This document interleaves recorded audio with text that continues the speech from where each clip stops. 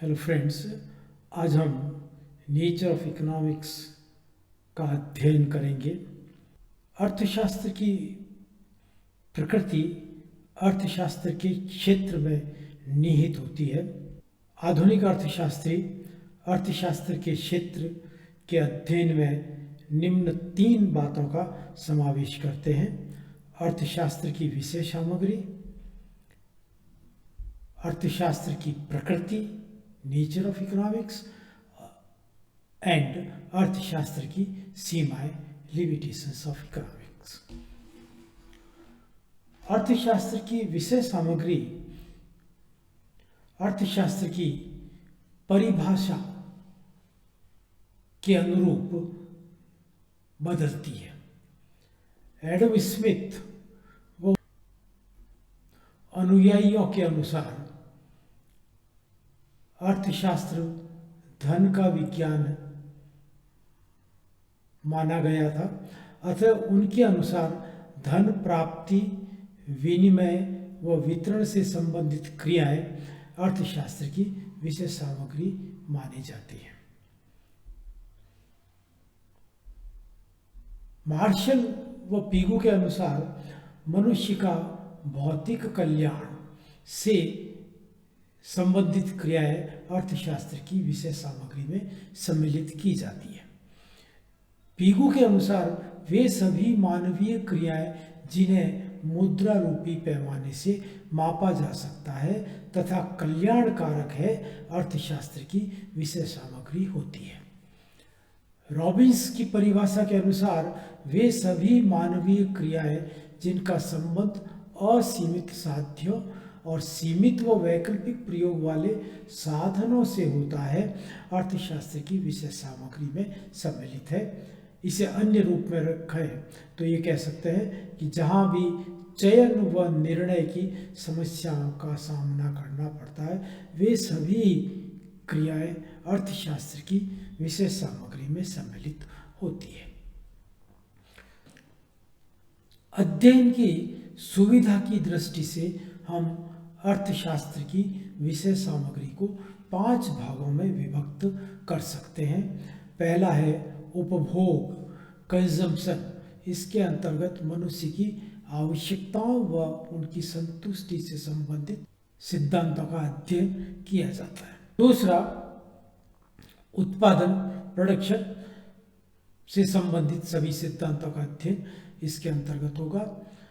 तीसरा विनिमय अर्थात एक्सचेंज, वस्तुओं व सेवाओं का क्रय विक्रय, मूल्य निर्धारण, बाजार, मुद्रा, बैंकिंग आदि का अध्ययन इसके अंतर्गत होता है।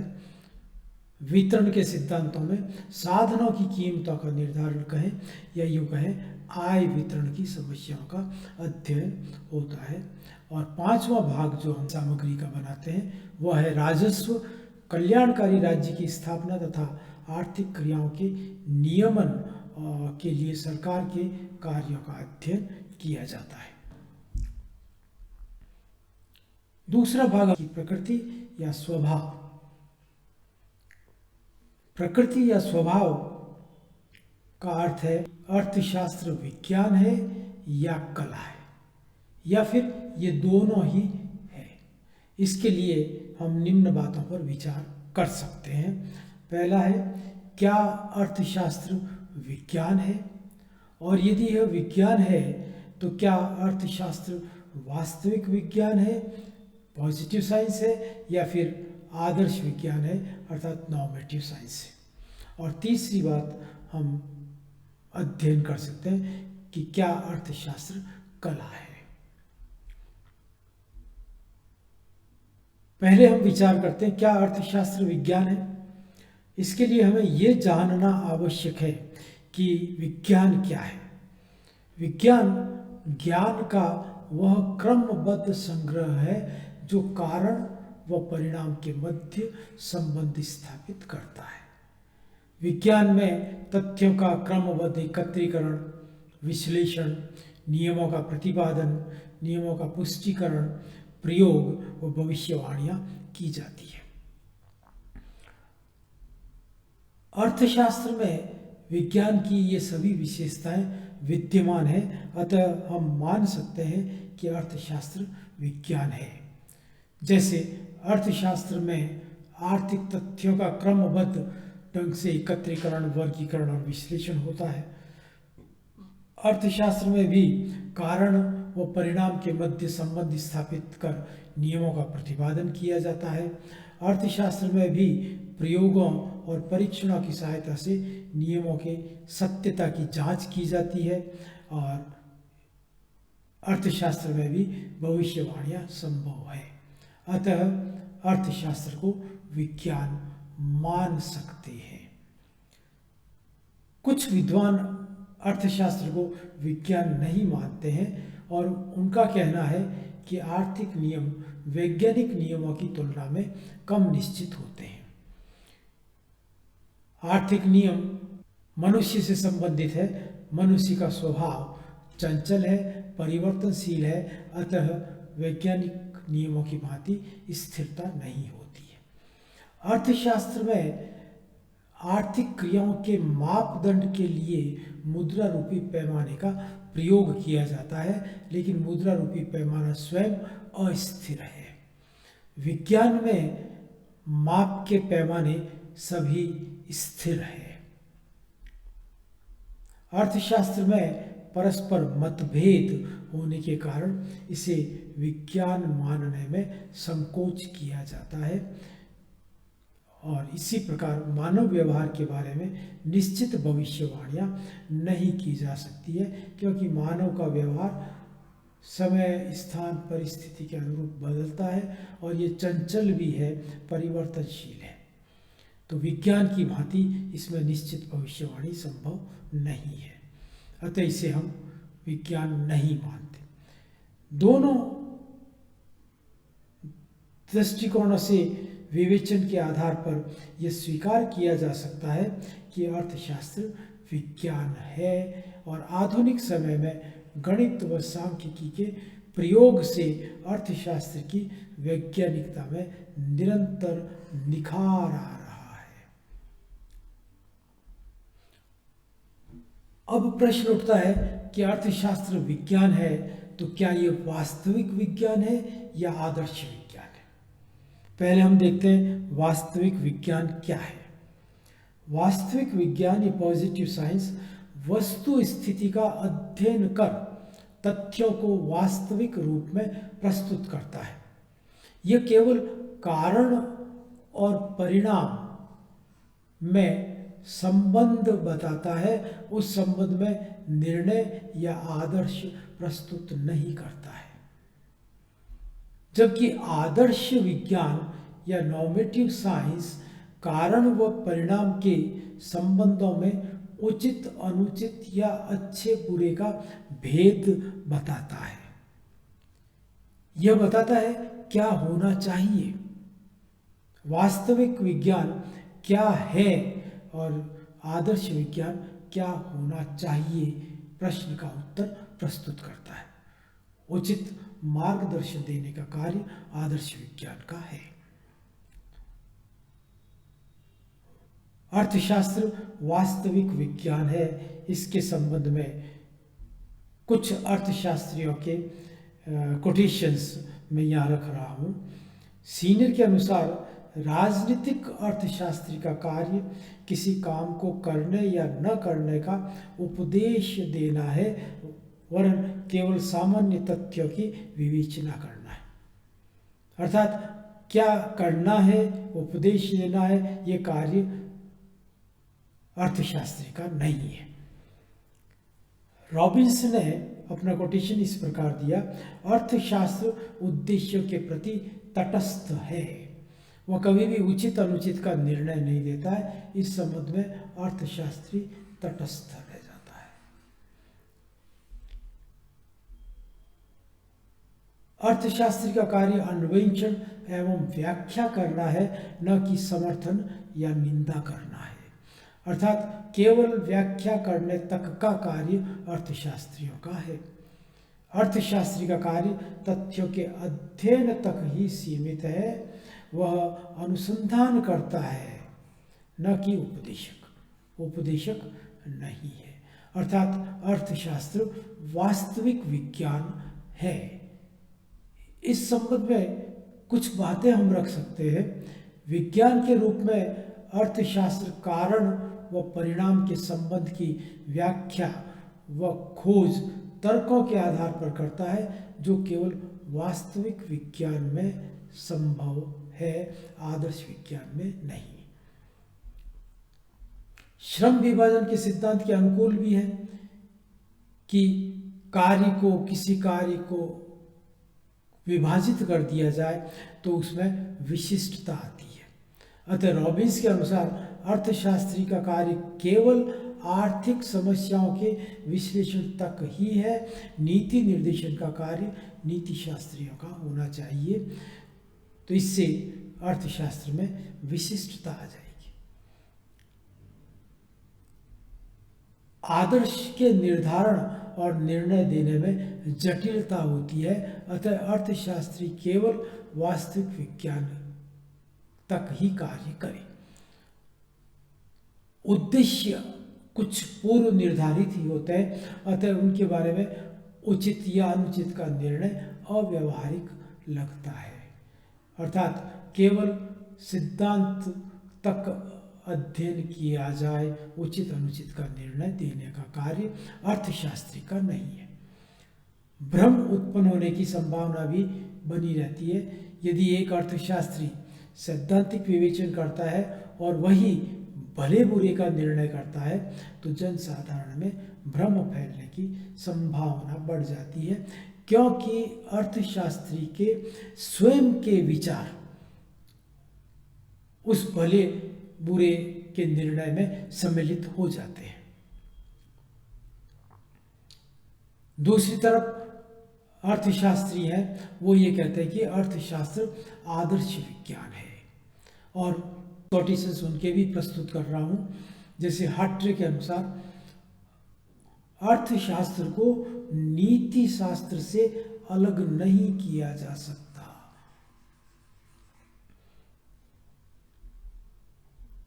मार्शल के अनुसार यदि अर्थशास्त्र भौतिक कल्याण में वृद्धि के कारणों का अध्ययन न करे तो यह व्यर्थ है और निष्फल है।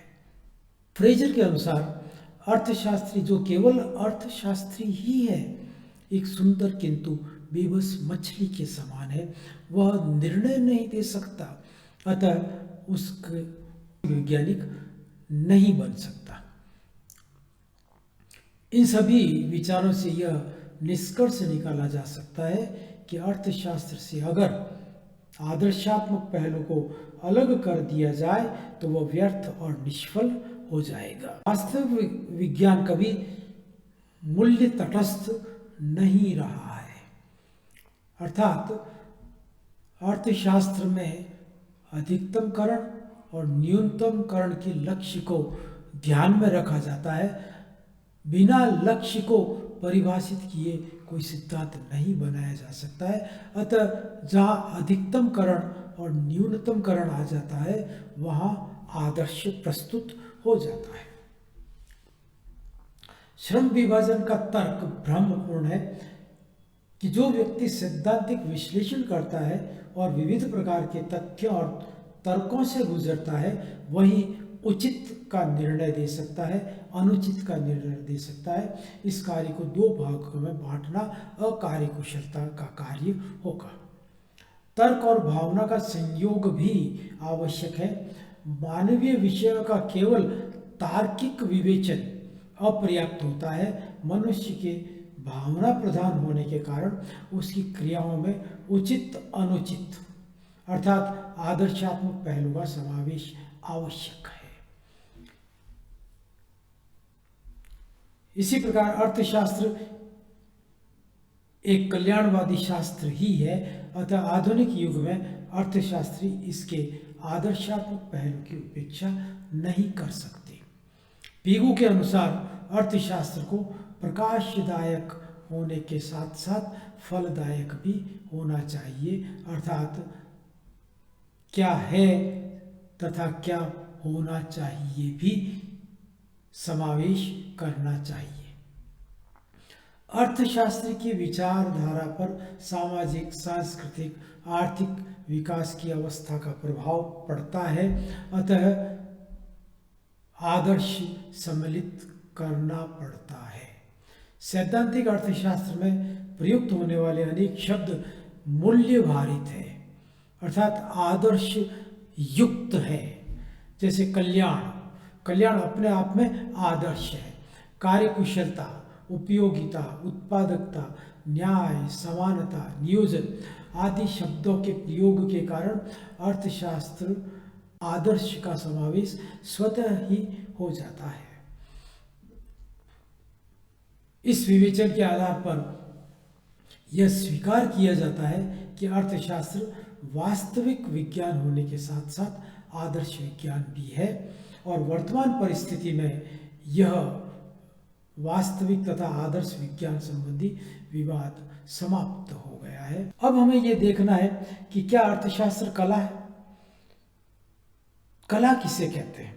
कला किसी कार्य को करने की क्रिया को कहते हैं। क्रिया है, कला एक क्रिया है। विज्ञान खोज व व्याख्या करता है, कला उसे व्यावहारिकता प्रदान कर समस्याओं का समाधान प्रस्तुत करती है। कला क्या है व क्या होना चाहिए को जोड़ती है। यह वास्तविक विज्ञान और आदर्श विज्ञान को जोड़ने का कार्य करती है। वॉलरस, सीनियर, कुजनेट, सुम्पीटर, रॉबिन्स आदि अर्थशास्त्री अर्थशास्त्र को केवल विज्ञान मानते हैं, जबकि एडम स्मिथ, रिकार्डो, मार्शल, पीगू आदि अर्थशास्त्र के अनुसार अर्थशास्त्र कला है। कुछ अर्थशास्त्री कहते हैं कि अर्थशास्त्र कला नहीं हो सकता है। उनका कहना है कि अर्थशास्त्र को विशुद्ध विज्ञान बनाए रखने के लिए इसे कला नहीं मानना चाहिए। अर्थशास्त्र केवल सत्य की खोज करे। यदि यह नीति निर्धारण में सहयोग देता है तो अपनी वैज्ञानिकता को खो देगा, वैज्ञानिक स्वरूप को खो देता है। विज्ञान व कला भिन्न है। विज्ञान ज्ञान है जबकि कला क्रिया है। विज्ञान सिद्धांत प्रस्तुत करता है जबकि कला उन्हें मूर्त रूप प्रदान कर सकती है। अतः अर्थशास्त्र विज्ञान है, कला नहीं। अर्थशास्त्र नीति निर्धारण में सहयोग देता है, आर्थिक विश्लेषण नीति निर्धारण में महत्वपूर्ण सहयोग देता है, अतः विज्ञान नहीं है। दूसरी तरफ कुछ अर्थशास्त्री ऐसे हैं जो ये कहते हैं कि अर्थशास्त्र कला है। उनका कहना है कि अर्थशास्त्र को कला मानने से इसके विकास में कोई बाधा नहीं आती है। आर्थिक समस्याओं के व्यावहारिक हल प्रदान करने के लिए भी अर्थशास्त्र का प्रयोग किया जाता है। अतः व्यवहार में अर्थशास्त्र कला है। अनेक समस्या विशुद्ध आर्थिक प्रकृति की होती है, जैसे बैंक दर, विनिमय दर, मुद्रा तथा साख। ये समस्या विशुद्ध आर्थिक प्रकृति की होने के कारण अर्थशास्त्री को इनका हल प्रस्तुत करना ही होता है। अतः अर्थशास्त्र कला है। आर्थिक नियोजन में अर्थशास्त्र कला का ही रूप धारण कर लेता है। नियोजन में निर्णय देना, निर्देश देना, नियंत्रण की समस्याओं का समाधान अर्थशास्त्री उचित परामर्श देता है। अतः अर्थशास्त्र कला है। अर्थशास्त्र सैद्धांतिक दृष्टि से विज्ञान है, जबकि व्यावहारिक दृष्टि से कला है। इस अध्ययन के आधार पर यह निष्कर्ष निकाला जाता है कि अर्थशास्त्र विज्ञान है और कला भी है, दोनों है। और विज्ञान के रूप में अर्थशास्त्र वास्तविक विज्ञान होने के साथ साथ आदर्श विज्ञान भी है। तीसरा भाग अर्थशास्त्र की सीमाएं, जहां अर्थशास्त्र फेल हो जाता है। अर्थशास्त्र में केवल मानवीय क्रियाओं का अध्ययन होता है, गैर मानवीय क्रियाओं का अध्ययन अर्थशास्त्र में नहीं होता है। ये इसकी एक कमी है। अर्थशास्त्र में मानव की आर्थिक क्रियाओं का ही अध्ययन होता है। गैर आर्थिक क्रियाएं जैसे सामाजिक, राजनीतिक, धार्मिक आदि क्रियाओं का अध्ययन इसमें नहीं होता है। अर्थशास्त्र सामाजिक, वास्तविक और सामान्य मनुष्यों का अध्ययन करता है, उनकी क्रियाओं का अध्ययन ही करता है। असामाजिक लोगों का, काल्पनिक व्यक्तियों का या असामान्य मनुष्य का अध्ययन अर्थशास्त्र में नहीं होता है। अर्थशास्त्र वास्तविक विज्ञान, आदर्श विज्ञान और कला तीनों है। यह भी अर्थशास्त्र की एक लिमिटेशन है, कमी है। इस तरह अर्थशास्त्र का क्षेत्र का अध्ययन, जिसमें अर्थशास्त्र की प्रकृति और सीमाएं भी सम्मिलित है, हमने यहाँ अध्ययन किया। आशा करता हूँ यह आपके लिए लाभदायक होगा। धन्यवाद।